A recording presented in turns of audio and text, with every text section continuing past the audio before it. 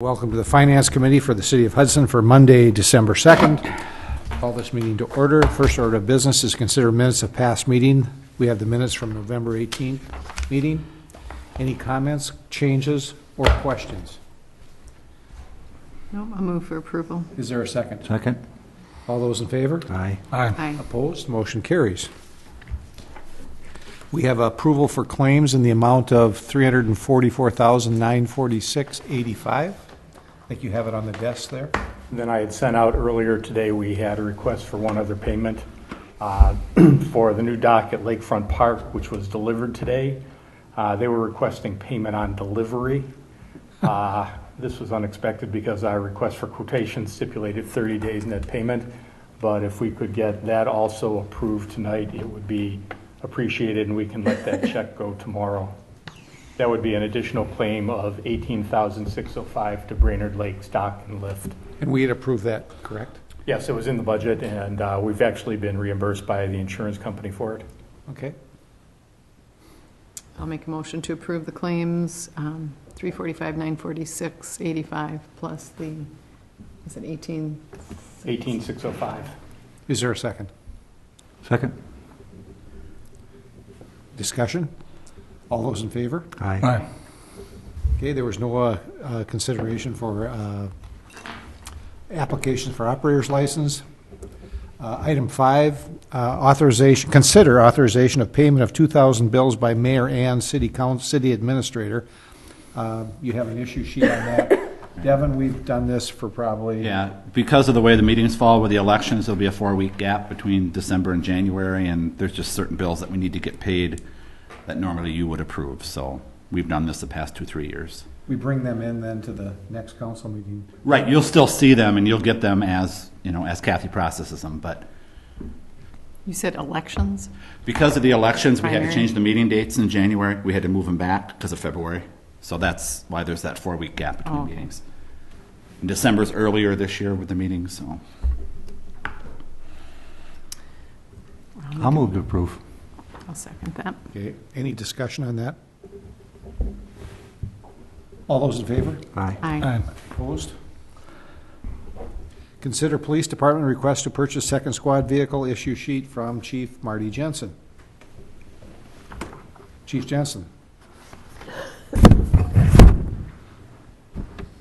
Mr. Mayor, at the last council meeting, I was asked to bring forward this issue sheet again for a second squad car. Over the past, since 2009, we have been ordering 2 squads to keep, obviously, replenishing the fleet. These new fuel efficient cars obviously are helping us out. If you take a look at the fuel consumptions, and in fact, I got some printouts that I got from Neil. We've used already this year 2,000 gallons less of fuel than we did in 2013. So I believe the use of these brand new vehicles are really starting to cut down on the costs. Marty, just quick question, because I had seen this in a previous report too. Do we know how our miles driven compares? No, I haven't compared to the miles driven versus the previous years. Okay. There's something I definitely can take a look at. Because I can use less gas if I just don't drive my car as much. Yep. Correct. So I don't know how that compares to, if we could get some numbers on that, that would be good. Sure. You're also reducing your fleet by 1, is that correct? Correct. We currently have 17 squads. This would reduce it down to 16. So if you replace 2 a year, means these squad cars are 8 years old by the time you replace them. If you Correct. go on a 2 squad car per year, Correct. Currently, some of our older squads are the unmarks. They're in 2002. We'll be getting rid of those when we do the lease agreement. But our mark squads that we use, our patrol squads, our oldest are the 2008 range. Okay. So they're getting that 5-year range. They're getting up to 90, 80 to 90, 100,000 miles on them, which is starting to cost us more in maintenance costs. One other possible source that you could consider too would be, and I don't know how much they're getting for these older vehicles. We get somewhere in that 3,000 to 4,000. So, you range. could, and that usually goes into the police equipment fund. It's just a thought as Because whether it's now or in the future for. You got 3 that you're getting rid of? Correct. We'll be getting rid of 3, so we'll have somewhere in that $9,000 to $10,000 range. Correct. But it's not going into an equipment fund, it's going into a vehicle fund now. Is that not our city policy It's in the now? police equipment. Yes, there It's is in a police vehicle fund that Right. its source of funds is the sale of vehicle, and currently that has a little bit under $30,000 in it. Okay, There's the funds, right? right. You okay with that? Marty, you okay with that? So the police funds? That, if that's where it's going to come from, just to just know that there's more money in there, that not just from the sale of vehicles that are Do in you have that that fund. segregated, Neil, or? It's been segregated over the last couple of years, but there was money in there prior to that that came from other sources, such as the bike and auctions that we have when we get rid of property. So there would be some of that in there, but, I mean, that, that fund, since I've been here, has been, at least labeled police vehicle replacement, and when older vehicles or even confiscated vehicles are sold, that's where that money goes. Well, what we could do is find out that amount, and then the remainder could Right. come out of the you could move over from contingency. That would be an option too. So if it's $12,000 or whatever it is, Then if we're selling additional vehicles, that may Yep. that may help replenish that number too. right? Is there no way to, I mean, I thought we had a separate fund just for vehicles, but you're saying that it did get put in with some other, But I'm sure they're all For Public labeled. Works, when we established that, I think it was about a year or so ago, that has been totally separate. Okay, The label on it is, police vehicle replacement fund, but more has gotten into there, and it's been obviously used for other purposes too. Prior to that, it was called the Equipment Trust Fund, so that's where a lot of, like I said, when we do the bike auctions and the sale of evidence equipment, that money would go into that account. So if folks think we should do this, then we can we'll find the funds to pay for it, whether, Well, unless we'll you find out what came in from vehicles Yep. in that fund, and the remainder then we can move from contingency, if that's. if that's okay with people, if you decide that this is what you want to do. I'd recommend that we do that. Yeah, I support it. I'll move to approve the purchase of the squad, Taking the money, Rich, from the, from the vehicle fund and the balance out of contingency if we have to. okay? Can you, Devin and Neil, could you bring that back then, so we know exactly how much it is? Sure. We can email that out. Is there a second to his? I'll second it. I'm just puzzled why, I'm forgetting something. Okay? Why are we taking the balance out of contingency? Because we didn't put it in the Because we budget. didn't put in the budget, so, Or I have no idea. That's just where the Yeah, recommendation no, and was I'm- last time to come from. So that's up to you where you take the rest from. And I think even in the budget, there was an amount designated for short-term capital, and I think the undesignated is 15,000. currently 15,000.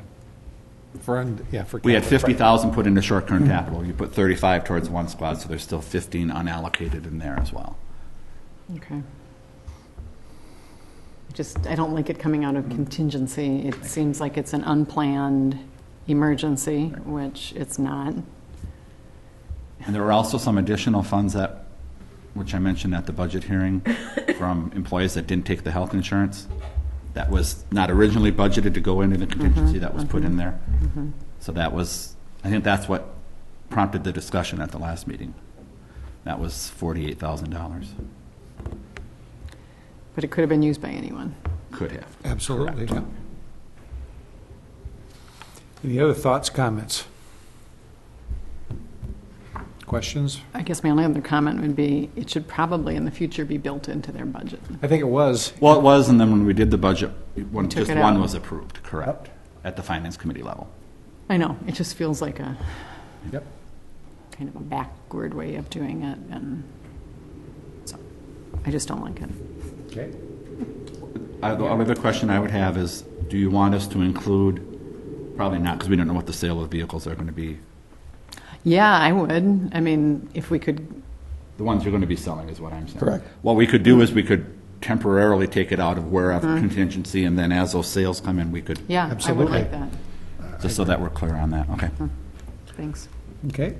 All those in favor? Aye. Opposed? Motion carries. Thank you, Marty. Consider both work proposal for a roundabout at Wisconsin Street and Vine Street intersection. Karen? How are Okay, you? good. Actually, maybe it should say consider intersection study at Wisconsin Street and Vine Street. And first of all, I do want to say that up to this date, every work order I've submitted has been projects by staff that they had requested. This, however, is something that Foth brought to the Public Works Committee to be proactive at this intersection. As you know, the Wisconsin Street design is going on, and we thought it would be good to study this intersection to see traffic counts and to see what would be best at this location. I know there's been discussion of a roundabout at this location, but it may not fit with traffic study and traffic counts. So what we're proposing to do is do a manual count. We do peak AM and peak PM times. We'll actually do counts. We'll come back. We'll model it and see what is best for this intersection, and then come back to the council and present our findings. If you approve, we would go on and do the geometric design and coordinate this design with the Wisconsin Street project that's currently underway, the design portion of the project. The Wisconsin Street project ends right at Vine Street. So what we want to make sure is we plan for the future so we don't have to come out later and rip up the improvements that were done on the Wisconsin Street project, that we could coordinate any designs with that intersection with Wisconsin Street. So we have a phase one, which would be the actual study and doing traffic counts for $9,000 not to exceed. And then if approved by council, we'd come back and ask for the $6,000 to do the intersection layout and coordinate with the Wisconsin Street design project. Thoughts and comments? I have a question. Karen, what do you think the last possible date is that we could do something like this and still have the potential to coordinate it with Wisconsin Street? Well, the Wisconsin Street project is in the start right now, and we're at the good point to coordinate with them. We wait any longer, and we're going to be getting too late with their design because they have to get it done to get it into WisDOT for review. When were we planning on doing that, Karen? Would that be this spring or? This intersection, say? No, the Wisconsin Street. No, Do you have a date? 2015. For 15. Construction. Yeah, and they need their design done You now. don't have anything scheduled? I I thought it was think there's a 14. meeting Thursday where I think SEH is supposed to present their 60% plans. And I'm not sure their timing, but the feeling was a year from now it has to go through the whole DOT review process. And we'd be, plan I think was to bid it out a year from now. Wow. I'm not opposed to a study, but I have to say, I'm going to say right now, I would be opposed to a traffic circle at the entrance to a high school. That just logically does not fit with me. With inexperienced drivers, a high amount of pedestrian, young kids walking over pedestrian walks, combined with a traffic circle, just seems to me to be a bad place to put a traffic circle. And we're not saying that a roundabout is the best option. We're saying do the traffic studies and get the counts. Okay, as long as we're not. We're not. As long as I'm not paying money for you to do a study on a traffic circle. No, I'm we're not okay, because promoting that. If we're spending money on a traffic circle, I'll tell you right now, I don't want to do that. And Randy can say that that's what we discussed at the Public Works Commission.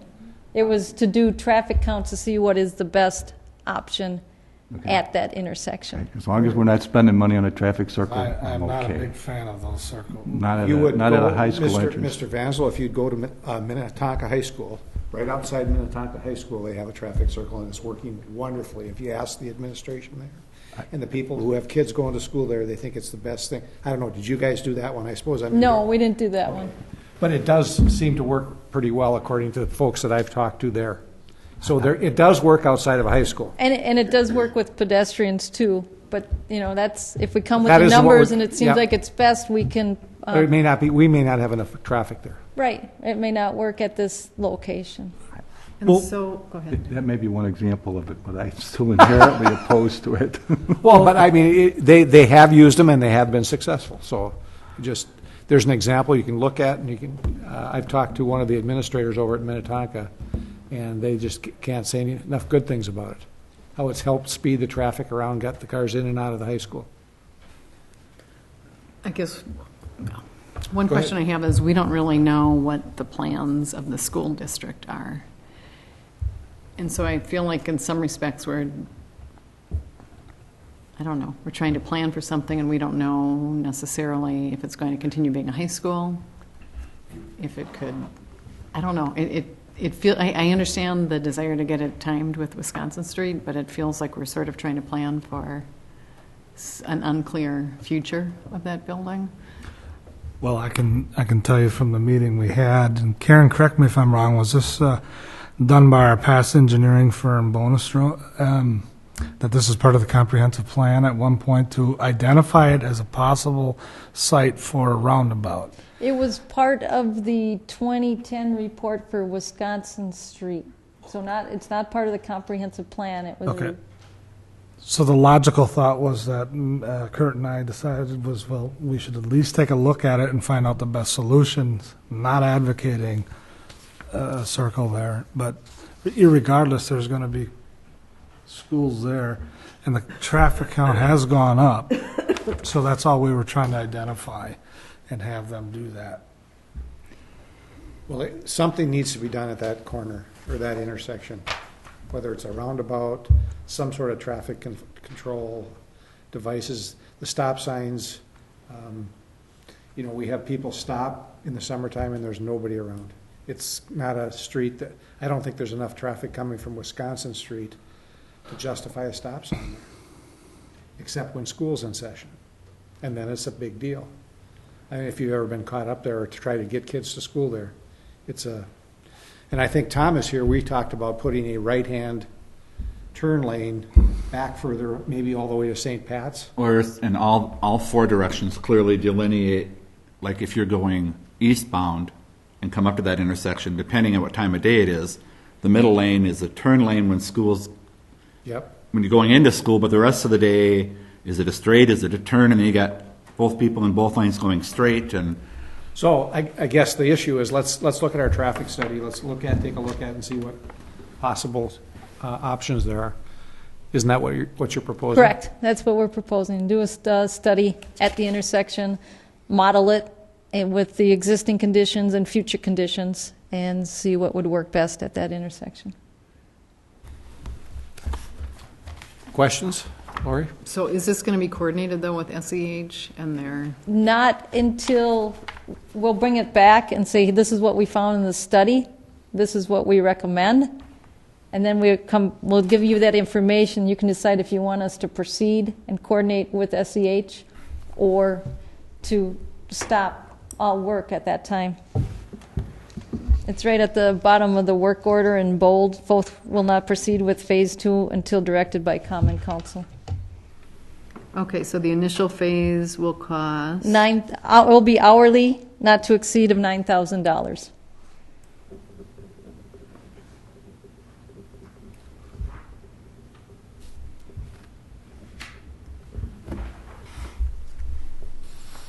Thoughts or comments? I'll make a motion to approve the up to $9,000 study on the intersection. Is there a second? I'll second. We're also looking at Vine Street for what year, Karen? We've talked about Vine Street. Well, hopefully we'll hear soon, actually. It was supposed to be December here if we have received a grant for that project. And then construction, I believe, would be out 2018, 2019, if we receive the grant. Or if we decide we want to try and do it ourselves. Correct. We could get it done quicker. Okay, But that was from First Street to 9th Street. correct. Yeah, that didn't even include it up to the high school. Pretty close, though. Okay, any other questions or comments? All in favor? Aye. Opposed? Motion carries.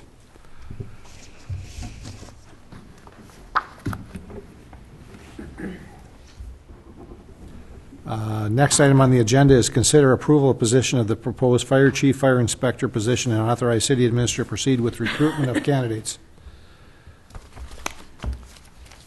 You all had a copy of the, and I left my changes that I would like to make to some of the job descriptions back at my office, and I apologize that. And I think one of the changes that, and I can't find it right now, was it's one of our requirements was that we have to have a degree in. right, it's the very first thing. Yeah, And Al mentioned this to me today, what could be said is a bachelor's degree with preference given to Fire degrees in fire administration. administration or whatever, because But I don't think it's required. I mean, if they have a degree in business administration, or I don't think that should disqualify them or a candidate. And I know some of the other stuff was preferred rather than required, some of the other things. I mean, any of these can be preferred. For example, Neil brought to my attention today, and I didn't get a chance to talk to Jim, that the NIMS 800 is an interstate, whichever the correct word is. So someone possibly from the center part of the state wouldn't have it. So if we took the 800 and made it preferred or within 1 year, that type of thing. So it's an interstate. Yeah, I think 7 and 800, one of them is, this is all disaster responding, and I think one of them, 700 or 800, is intrastate coordination, which, I mean, you know, as I mentioned to Devin, would make no sense. You have somebody from the middle of the state, you know, they're never going to do that. And I think the other one has to deal with like major national disaster, Okay. you know, as opposed to what we had as a local disaster, and so this is Right. coordinating with federal government and everything. So we would verify what the actual there, and we could, you know, make that a preferred versus a mandatory. Chief Fry, do you have any suggestions or comments for this? If you would.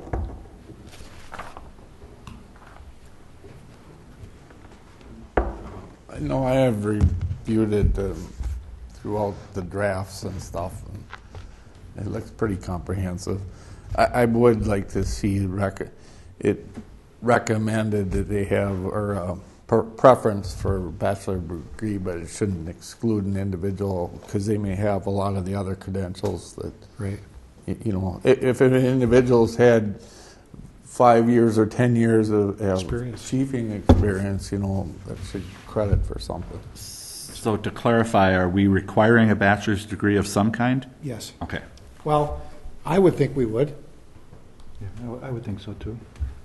You know, Randy? if we, I'm sorry. Do you have any thought on that? You're saying no. Well, I'm saying it could be preferred if you, you know, if you find it, and that's probably up to the, somewhat up to the Police and Fire Commission, but if you find an individual that has 10 years chiefing experience, Previous councils have have Right. decided that we have degreed people. Right.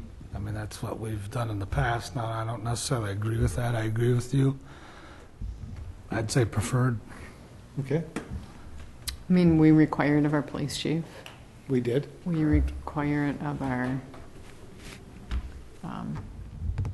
well, let's see. Finance officer, my position. Yep. But even assistant, or to the. The lieutenant. chief. Mhm. And preference is normally, if, depending on the pool of applicants, if we have a huge pool of applicants for a patrol officer even, you know, that can sometimes be the delineation between who's tested and who's not, is if they have a bachelor's versus associates versus just having the recruit school. Well, I mean, if we, I mean, you can put prefer. I mean, then unless council wants to require it, or finance, we can make a recommendation to council.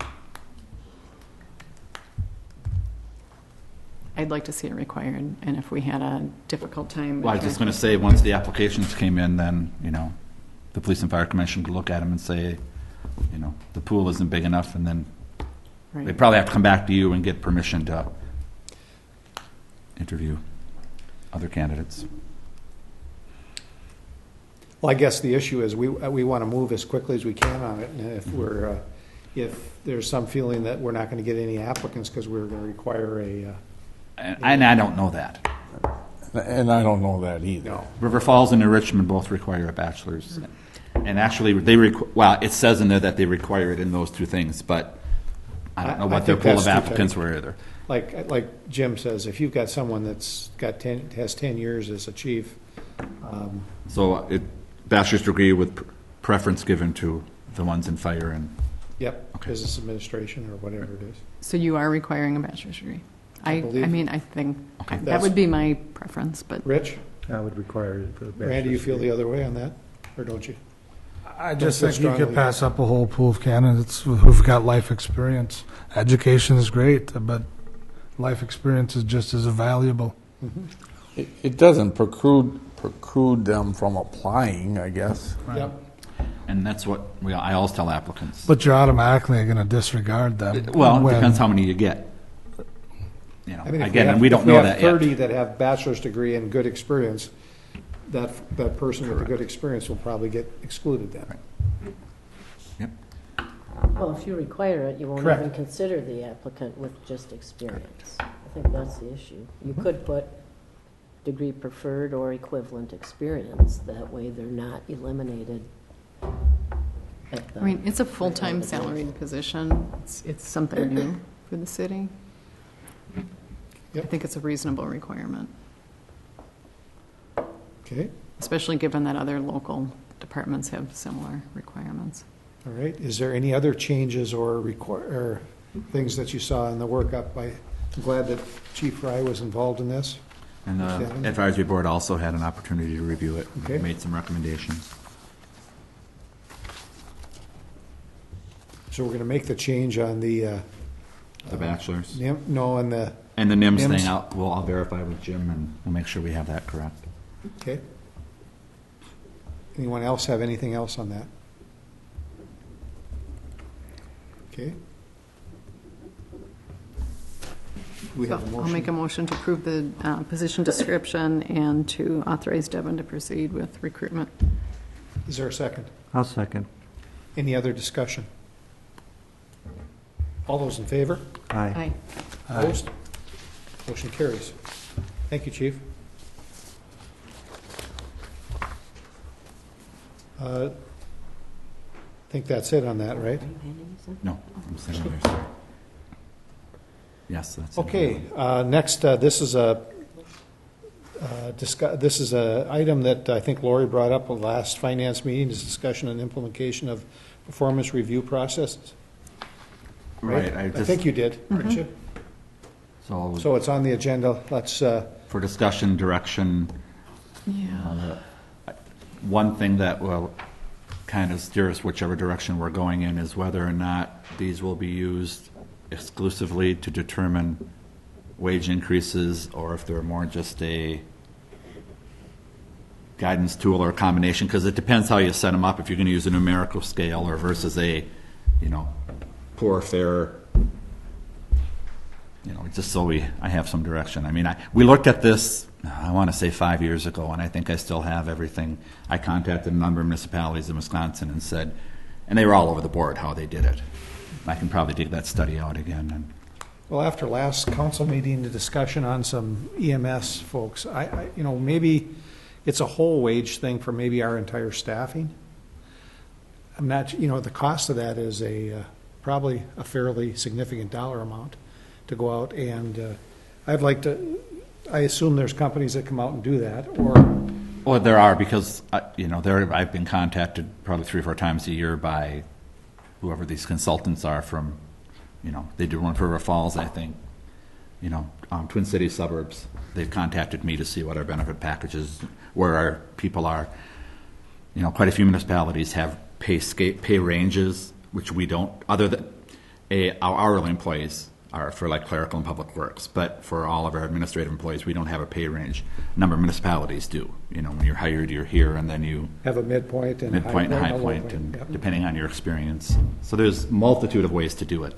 I know Rich wants to say something right here. Well, I like the, a pay scale range, Okay. which people can get paid in so that they know what their minimum and their maximum can be, and that can be compared to other like jobs within the area, so we know we're consistent with that. And I know we- also like paying people who we believe are performing at a higher rate than other people, getting a higher wage increase than people who are not providing. And I know we always have that challenge when we're hiring someone new. What do we offer them? And of course they're going to ask for whatever you say they can have. And of course we've had employees ask for more, or recruits ask for more too. But so I mean, I To can. give us examples of both pay scales from. What I can do is. And, hold on, performance reviews and what they use, because I've gone through 3 or 4 with different companies, or invented my own at some point in time. Bring those to us, let us evaluate them, maybe we can pick it apart. Right. That's a good idea, Randy. And again, it was 4, 5, 6 years ago. I don't even know. I don't know if you were. You would probably been the only one that would have been on.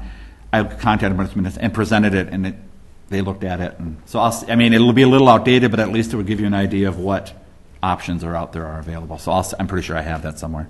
One of the things that I think we should do is compare ourselves to the industry, not just public sector, but also our private sector within the area, what the rates are going for a like kind of, I know they're not exactly the same. And then also with benefits too. The benefits has to be included in there. Yep. Because that's a big item. Yep. Okay. So that pay scale portion is important, and certainly the performance reviews can be used for that. But Yep. beyond that, I mean, they're important just for improving employee performance and for department rewarding. heads to be able to provide their employees ideas about ways they can improve. And something that Al and I had talked about too would probably be, and I'm sure there's people that can do this, would be some type of training for the department heads. mm-hmm. Because so that they understand to separate the relationship from the review. Mm-hmm. Because that can be hard if you haven't done them a lot. And I'm sure there's people out there that do that can come in and say, okay, this is how you, I mean, I know that sounds like a simple thing to do, but It's not. if you haven't done a lot of them, it can be a challenge. And there's another aspect to it too, and that's the idea of a 360 review. Yep. Where you're reviewed by your peers, you're reviewed by maybe people who report to you and people to whom you report. We did that 4 or 5 years ago and had mixed results because some of the people used it as an opportunity to just, Didn't we do that on you? all the employees had it done that way. And it was just like, it was mixed results all around. You know, some people were very good about it. Some people just used it as an opportunity to, you know, rip their boss apart. Mm-hmm. But it that's another option too. Mm-hmm. Again, we would have to structure it so that it was with the understanding that if you get one of those, you got to take it with a grain of salt. You Right. get one of those.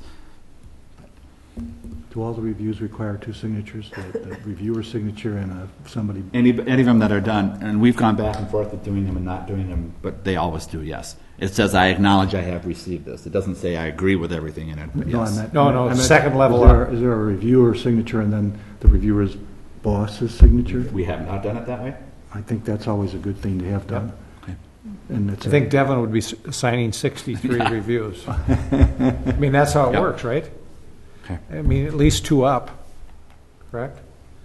Isn't that what you're saying? Yep. Yeah, it's usually a reviewer plus a reviewer's Yep. manager who approves the. And then they could also then delineate what's just an employee getting back at their boss and what's. So when those 360 reviews were done, is the person who's filling out that, evaluation for, say, a superior, do they sign their name? Right. Now, the way it was done in the past was, I think it was just done for the department heads. It was not done, because at that time everybody was union, so we didn't, I Okay. don't say it didn't matter, and they all came to me, and the person who was being reviewed didn't, and they kind of were averaged, but all the comments were included. But they didn't, the person that was being reviewed, there was confidentiality as to who made the comments. Okay. I mean, I think they can be very effective. Yep. Okay. Anything else on that? What's a reasonable time frame to get something like that implemented? I mean, can we get this rolling? If I can find what I did the last time, I'll have that for you at the next meeting. If I can locate it, I should have it in my computer.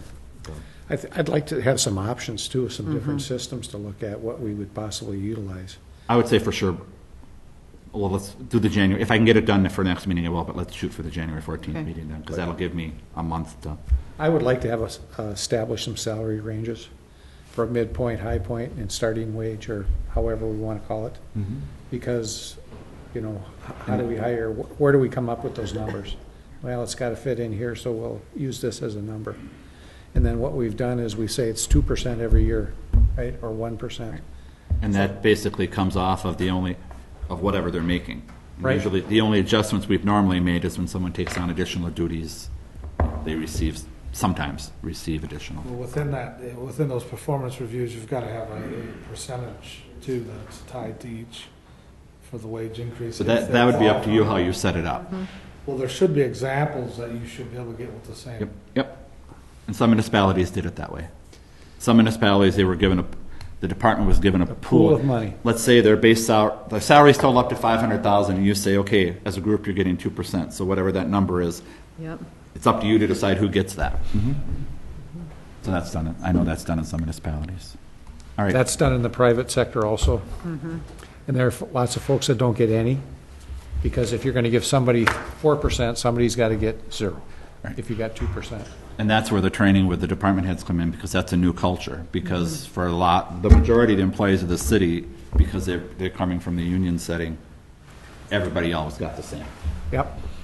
So there's going to be a learning curve on that. Well, too. it is a change, and I think it's something we needed to get going on and take a look at. All right. Okay, good. Anything else for future agenda items? Is there a motion If I to? could make just one quick announcement. Yep. I mean, everybody's going to be dying for this, but tax bills are supposed to be printed early next week, so they'll probably be mailed out by the tail end of next week. So somewhere around the middle of the month, people will expect to get those in the mail Before Christmas this time. before Christmas. Good. Goody. Is there a motion to adjourn? So moved. Is there a second? Second. All in favor? Aye. Aye. We're adjourned. Thank you.